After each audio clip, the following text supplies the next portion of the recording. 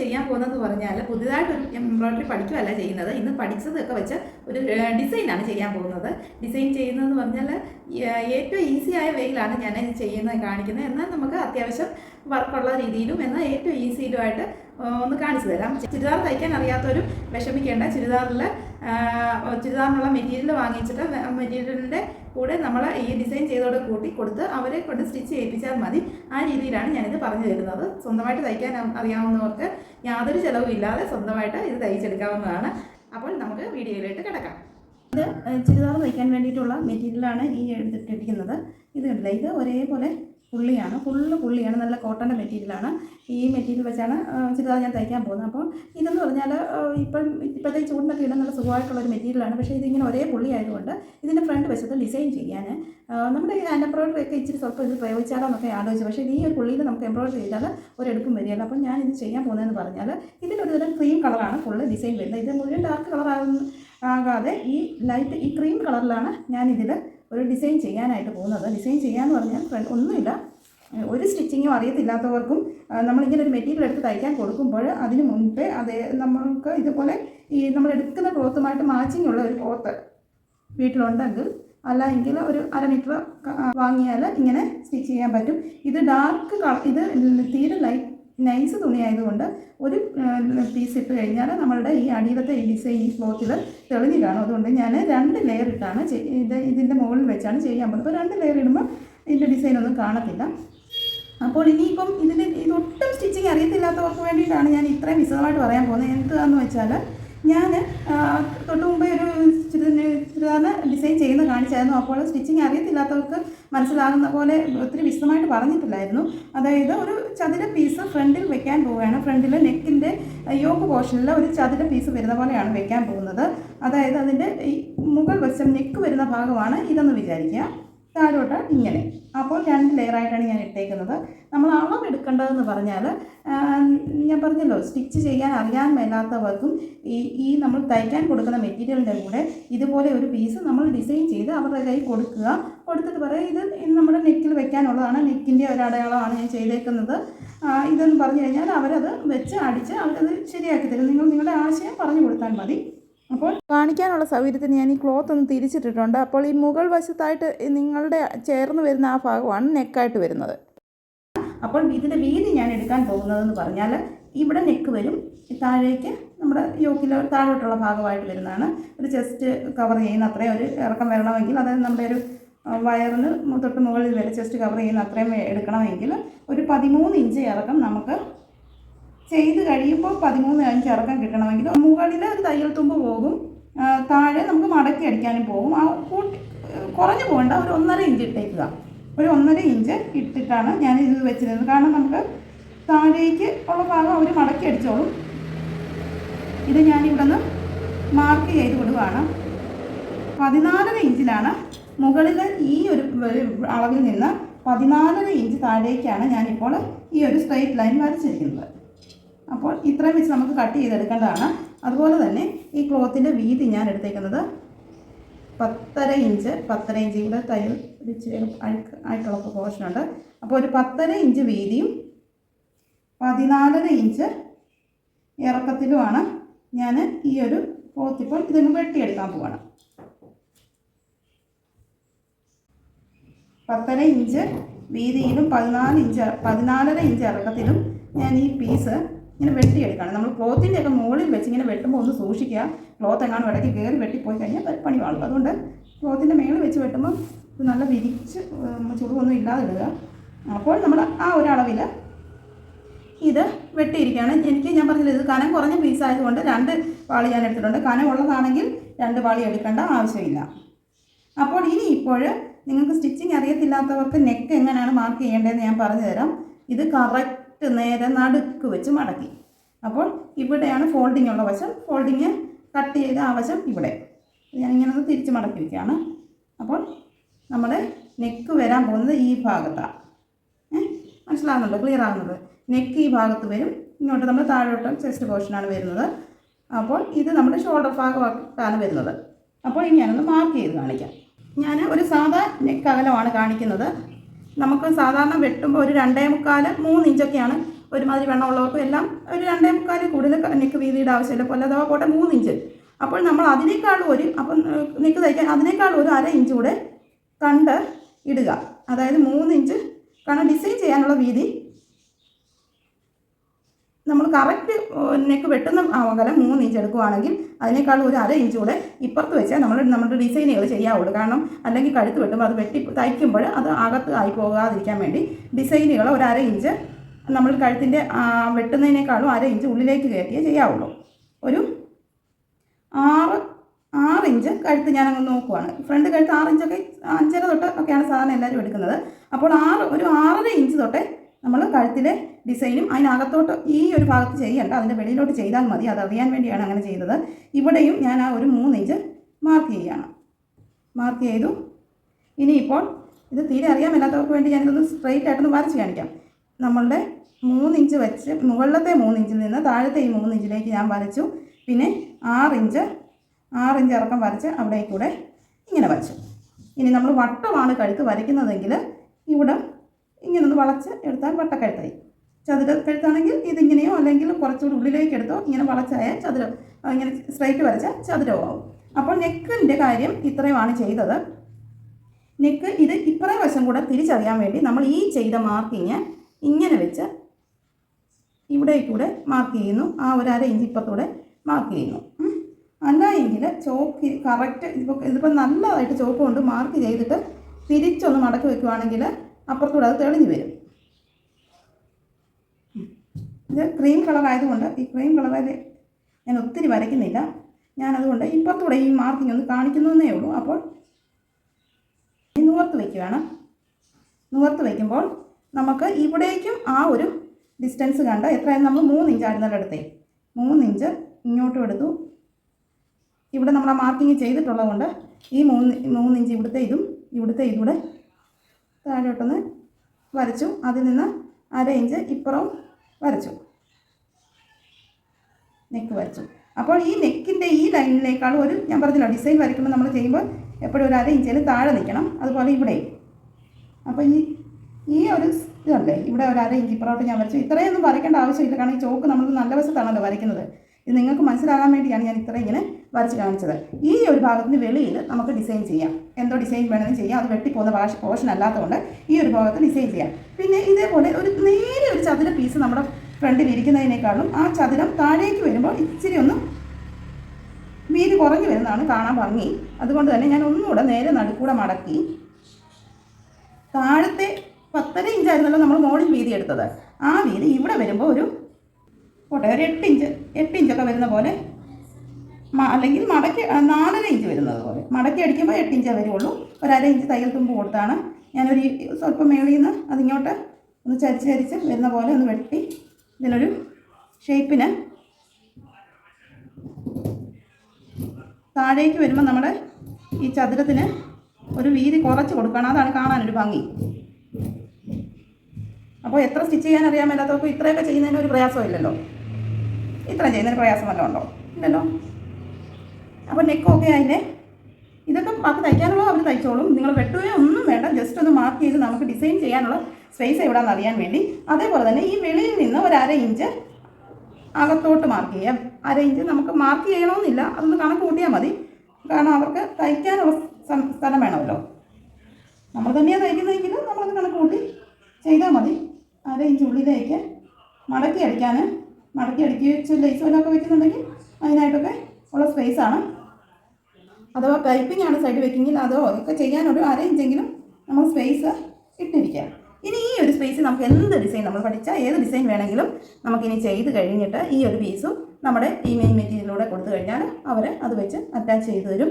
അതുപോലെ തന്നെ നമ്മൾ ചെയ്യുമ്പോൾ സ്വന്തമായിട്ട് ചെയ്യുന്നവർക്ക് ഒന്നുകൂടെ തിരിച്ചറിയാൻ വേണ്ടി ഞാൻ പറയുവാണ്, നെക്ക് സെൻറ്റർ തെറ്റിപ്പോകാതിരിക്കാൻ ഒരു നോച്ചിട്ട് വെച്ചേക്കും. അപ്പോൾ ആ നോച്ച് അവിടെ കിടക്കുന്നതുകൊണ്ട് നമുക്ക് സെൻറ്റർ നമ്മളുടെ കുർത്തിയിൽ വെച്ച് തയ്ക്കുമ്പോഴും കുർത്തിയുടെ ആ സെൻറ്റർ ഭാഗം അറിയാൻ ഇതവിടെ വെച്ച് നമുക്ക് സ്റ്റിച്ച് ചെയ്യാവുന്നതാണ്.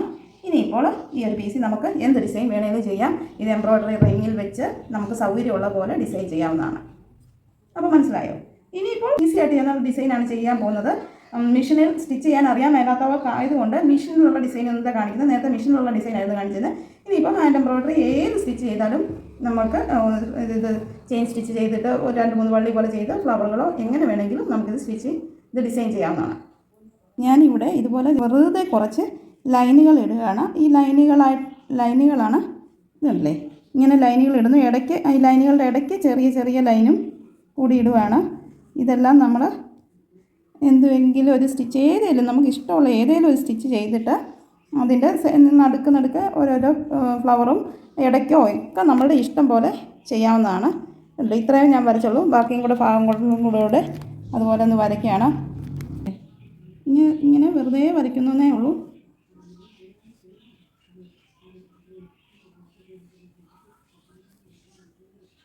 ഏറ്റവും ലാസ്റ്റിലത്തെ നമ്മൾ ആ നെക്കിൻ്റെ സൈഡിൽ കൂടെ പോകേണ്ട മാത്രം അങ്ങ് മുകളിൽ വരെ വരുന്ന പോലെ കയറ്റി വിടുകയാണ്.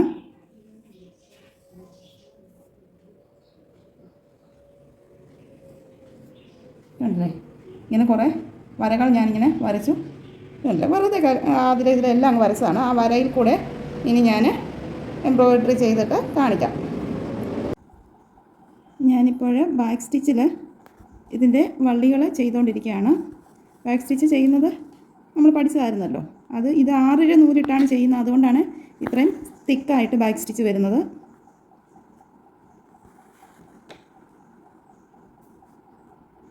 ഏതെങ്കിലും ഒരു വള്ളിയിൽ നിന്ന്, ഞാനിപ്പോൾ ഏറ്റവും നടുക്കുണ്ടായിരുന്ന ഒരു വള്ളിയിൽ നിന്ന് അങ്ങ് തുടങ്ങിയതാണ്. ഇതൊരു ചെറിയ വള്ളിയാണ്. ശേഷം മറ്റേ സൈഡിലോട്ടും ചെയ്യാം. ഇപ്പോൾ ചിലപ്പോൾ തുമ്പുവശങ്ങളിലൊക്കെ ചെയ്യാൻ നമുക്ക് ഈ ഫ്രെയിം ഇട്ടുകൊണ്ട് നടക്കുകയില്ല. കാരണം ഇപ്പം ഇതുണ്ടല്ലേ, അങ്ങനെയാണെങ്കിൽ ഫ്രെയിം ഊരി കഴിഞ്ഞിട്ട് ചെയ്യാം. അല്ലെങ്കിൽ ക്ലോത്ത് കട്ട് ചെയ്യുന്നതിന് മുമ്പ് തന്നെ ചെയ്യണമായിരുന്നു. എനിക്ക് ഒന്നാമത് ഇത് ചെറിയൊരു ക്ലോത്ത് പീസിൽ നിന്നല്ല ഞാൻ ചെയ്തത്. അപ്പോൾ അത് കട്ട് ചെയ്താലും അധികം ക്ലോത്ത് ഇല്ലാഞ്ഞുകൊണ്ടാണ് കട്ട് ചെയ്തെടുത്ത ശേഷം ചെയ്യുന്നത്. അല്ല എങ്കിൽ കട്ട് ചെയ്യുന്നതിന് മുമ്പ് മാർക്ക് ചെയ്ത ശേഷം നമ്മൾ വർക്ക് ചെയ്തിട്ട് ആ മാർക്ക് ചെയ്തതിലൂടെ കട്ട് ചെയ്തെടുത്താൽ നമുക്ക് ഇഷ്ടമുള്ളത്രയും വീതിക്ക് ഇട്ട് ചെയ്യാം. ഞാനിപ്പോൾ ഇത്രയും നമ്മൾ ചെയ്തിട്ടുണ്ട്. ബാക്കി ഭാഗം കൂടെ ഇനിയിപ്പോൾ ഇത്രയും പോർഷൻ കൂടെ ചെയ്യാനേ ഉള്ളൂ. ഇത്രയും ഫ്ലവർ ചെയ്ത് കഴിഞ്ഞിട്ട് ഇനി ഞാൻ ചെയ്യുന്നത് നമ്മളുടെ ഇത്തരം ലേസ് ഉണ്ടല്ലോ, ഈ ഫ്ലവറുകളായിട്ടുള്ള ലേസ്. ഇത് തീരെ ചെറിയ ഫ്ലവേഴ്സിൻ്റെ ലേസാണ്. ഈ ലേസിലെ ഫ്ലവർ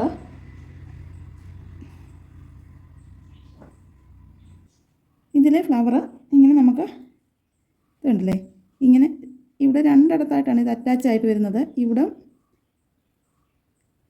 ശേഷം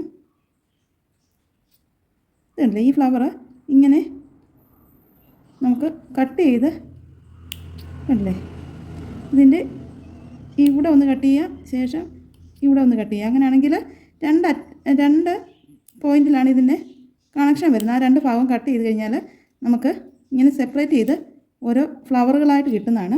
നമ്മൾ എംബ്രോയിഡറി ചെയ്ത് ഇത്രയും എടുക്കാൻ ഒത്തിരി താമസം എടുക്കും. ഇത് ഈസി വേ ആയിട്ട് ഞാൻ പറഞ്ഞതാണ്.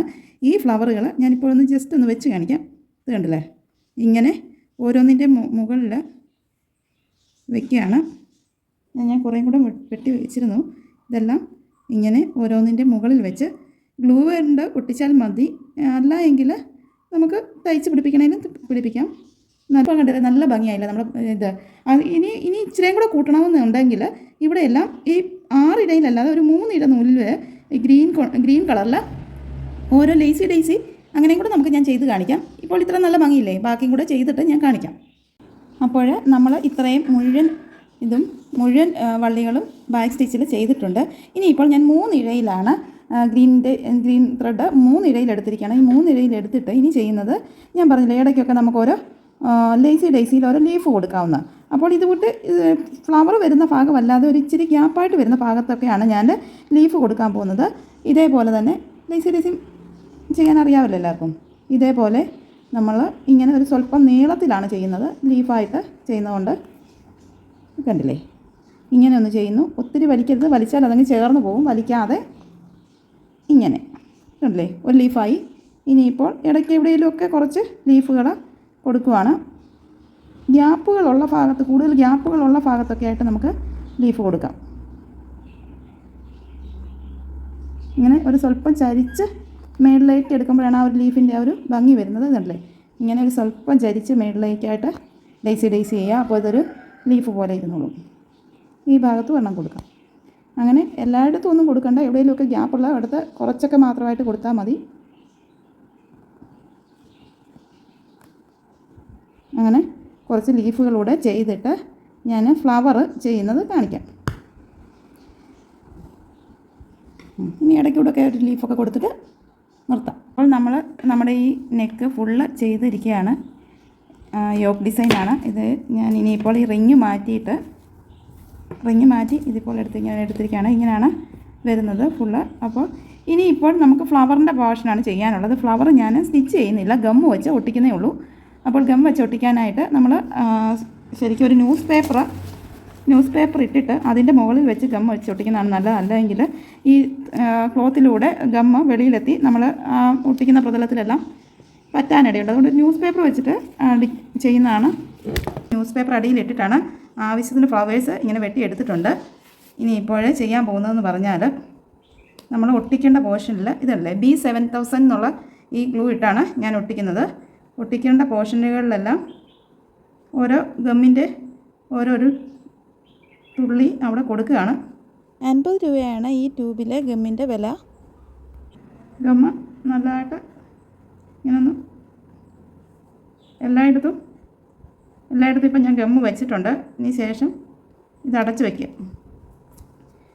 ഇനിയിപ്പോൾ ഞാൻ ഓരോ ഫ്ലവേഴ്സും അതിൻ്റെ നല്ല വശവും ചീത്ത വശമുണ്ട്. നല്ല വശം ഏതാണെന്ന് വെച്ച് നോക്കി അത് ഒട്ടിച്ച് വയ്ക്കുകയാണ്. ഇങ്ങനെ ഒന്ന് വെച്ച ശേഷം ഒന്ന് പ്രസ് ചെയ്തുകൂടെ കൊടുക്കുകയാണ്. കൈകൊണ്ട് പ്രസ് ചെയ്താലും മതി.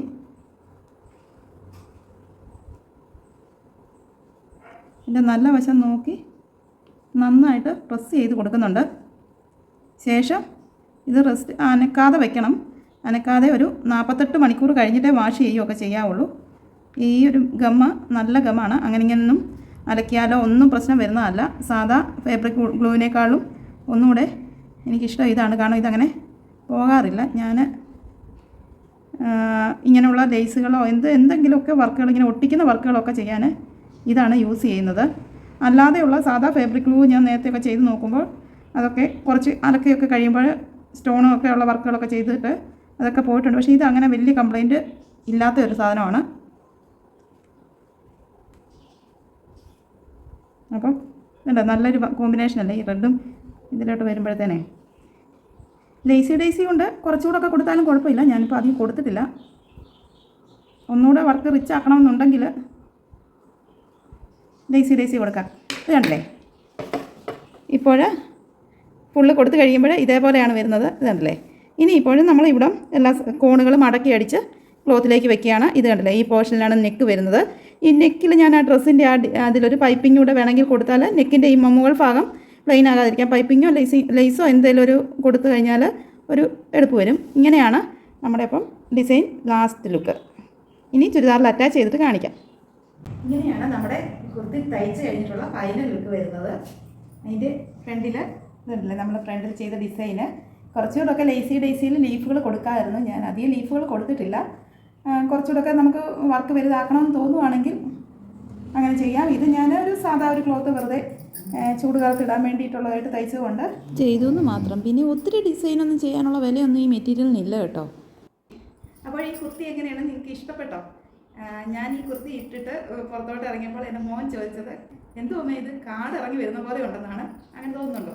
ഈ ഫ്രണ്ടിൽ ഏതായാലും ഞാൻ ആദ്യം ലൈറ്റ് ഗ്രീൻ കളറിലായിരുന്നു ഈ ഡിസൈൻ ചെയ്യാൻ ആലോചിച്ചിരുന്നത്. പിന്നെ ഞാൻ ക്രീമിലേക്ക് മാറിയതാണ്. ക്രീം കളർ ലൈറ്റ് ഗ്രീൻ കൊടുത്തിരുന്നെങ്കിൽ ഒന്നുകൂടെ അതുപോലെ തോന്നുമായിരുന്നു. അങ്ങനെ തോന്നുന്നുണ്ടോ നിങ്ങൾക്ക്? ഈ കുർത്തി നിങ്ങൾക്ക് ഇഷ്ടമാണെങ്കിൽ ഇഷ്ടപ്പെട്ടു എന്നുള്ളതൊന്ന് കമൻറ്റ് ചെയ്യണം. അതേപോലെ തന്നെ ലൈറ്റ് ഗ്രീൻ ഫ്രണ്ടിൽ വെക്കുന്നതായിരുന്നോ ഈ ഓഫ് വൈറ്റ് വെച്ചതാണോ ഇഷ്ടപ്പെട്ടതെന്ന് കമൻറ്റ് ചെയ്യാമെങ്കിൽ ഒന്ന് കമൻറ്റ് ചെയ്യുക. ഈ ഒരു കുർത്തിക്ക് എനിക്ക് ചിലവായതെന്ന് പറഞ്ഞാൽ ഒരു 200 രൂപ, എല്ലാം കൂടെ നോക്കിയാൽ ഒരു 200 രൂപയെ എനിക്ക് ചിലവായിട്ടുള്ളൂ. അത് നമ്മൾ തന്നെ സ്റ്റിച്ച് ചെയ്യുന്നതുകൊണ്ടാണ് നമുക്ക് ഈ ഒരു റേഞ്ചിൽ ഒരു കുർത്തി തയ്ച്ചെടുക്കാൻ പറ്റുന്നത്. അത് ഇത്രയും ഡിസൈനൊക്കെ ചെയ്യാൻ പറ്റുന്നത്.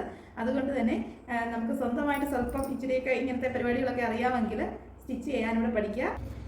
അപ്പോൾ സ്റ്റിച്ചിങ് ഒട്ടും അറിയത്തില്ലാത്തവർക്ക് ഒരു സ്വന്തമായിട്ടൊരു കുർത്തി തയ്ക്കാനും മാത്രം ഞാൻ പറഞ്ഞ പോലെ നിങ്ങളെ ഞാൻ ഡിസൈനർ ആക്കാമെന്ന് പറഞ്ഞ പോലെ ഒരു സ്വന്തമായിട്ടൊരു കുർത്തി തയ്ച്ചിടാനും മാത്രമൊക്കെ പറഞ്ഞുതരാൻ എനിക്കറിയാം. അപ്പോൾ ഞാൻ കുർത്തി തയ്ക്കാനുള്ള ക്ലാസ്സുകളും ഇനി ഭാവിയിൽ ഇടാവുന്നതാണ് നിങ്ങൾക്ക്. അപ്പം നമുക്കൊരു തയ്ക്കാനും കൂടെ അറിയാമെങ്കിൽ ഏറ്റവും ഇതിപ്പം കണ്ടില്ല, ഞാൻ ഫുൾ സ്ലീവിലാണ് ഇത് ചെയ്തത്. ഫുൾ സ്ലീവ് എന്ന് പറഞ്ഞാൽ ഇപ്പോഴത്തെ ഇത് നല്ല കോട്ടൺ മെറ്റീരിയലാണ്, ഇടാൻ നല്ല സുഖമുള്ളതാണ്. ലൈനിങ് ഒന്നും പ്രത്യേകിച്ച് ഇട്ടിട്ടില്ല. ലൈനിങ് ഞാൻ ഈ ഒരു പോർഷൻ വരെ ലൈനിങ് ഇട്ടിട്ടുണ്ട്, കാരണം ഈ ക്ലോത്തിനൊരു ബലം കിട്ടാൻ വേണ്ടി ഈ ഒരു പോർഷൻ വരെ മാത്രമേ ലൈനിങ് ഇട്ടിട്ടുള്ളൂ, താഴേക്ക് ലൈനിങ് ഇട്ടിട്ടില്ല. നല്ല കോട്ടൺ മെറ്റീരിയലാണ്. ഫുൾ സ്ലീവ് എന്ന് പറഞ്ഞാൽ ഇപ്പോൾ വെയിൽ, ഞാൻ 2 വീലറിൽ കൂടുതൽ യാത്ര ചെയ്യാറുണ്ട്. അപ്പോൾ ഈ വെയിൽ കയ്യിലടിച്ച് കൈയുടെ നിറമെല്ലാം അങ്ങ് മാറുകയാണ്. അതുകൊണ്ടാണ് ഞാൻ ഈ ഫുൾ സ്ലീവിൽ ഇത് ചെയ്തത്. അല്ലെങ്കിൽ എനിക്ക് ഹാഫ് സ്ലീവ് 3/4 അല്ലെങ്കിൽ ഷോർട്ട് സ്ലീവാണ് എനിക്ക് സാധാരണ ഇഷ്ടമുള്ളത്. നമുക്ക് തയ്ക്കാൻ അറിയാമെങ്കിൽ ഏത് രീതിയിൽ നമുക്ക് ഇഷ്ടമുള്ള പോലെ നമുക്ക് തയ്ച്ചെടുക്കാൻ പറ്റുന്നതാണ്. ഫുൾ സ്ലീവ് വേണേൽ full sleeve, half sleeve, neck ഏത് രീതിയിൽ വേണം എല്ലാം നമുക്കറിയാമെങ്കിൽ നമ്മൾക്ക് ഒരു ബുദ്ധിമുട്ടും ഇല്ലാതെ തയ്ച്ചെടുക്കാവുന്നതാണ്. അതുകൊണ്ട് നിങ്ങൾക്ക് തയ്ക്കാനുള്ള രീതിയിൽ നിങ്ങളെ ഞാൻ ശരിയാക്കി എടുക്കാം. നമുക്ക് ഒത്തിരി വലിയ തയ്യലൊന്നും തയ്ച്ചില്ലെങ്കിൽ ഒരു ചുരിദാർ തയ്ക്കാനുള്ളത് മാത്രം പ്രാപ്തമാക്കി എടുക്കാവുന്നതാണ്. അപ്പോൾ നിങ്ങളും കൂടെ സഹകരിച്ചാൽ നമുക്കെല്ലാവർക്കും സ്വന്തമായിട്ട് ഡ്രസ്സ് തയ്ച്ചിടാൻ പറ്റുന്നതാണ്. ഇന്നത്തെ വീഡിയോ എല്ലാവർക്കും ഇഷ്ടപ്പെട്ടെന്ന് വിചാരിക്കുന്നു. ഇഷ്ടമായാൽ ലൈക്ക് ചെയ്യാൻ മറക്കരുത്. അതുപോലെ തന്നെ സ്റ്റിച്ചിങ് ഇഷ്ടപ്പെട്ട നിങ്ങളുടെ സുഹൃത്തുക്കൾക്ക് വീഡിയോ അയച്ചു കൊടുക്കുക. അതുപോലെ തന്നെ ഇതുവരെ നമ്മുടെ ചാനൽ സബ്സ്ക്രൈബ് ചെയ്തിട്ടില്ലാത്തവരുണ്ടെങ്കിൽ ചാനൽ ഒന്ന് സബ്സ്ക്രൈബ് ചെയ്ത് സപ്പോർട്ട് ചെയ്യുക. ഇനിയും വീഡിയോ ആയിട്ട് വരുന്നതാണ്. Thank you for watching.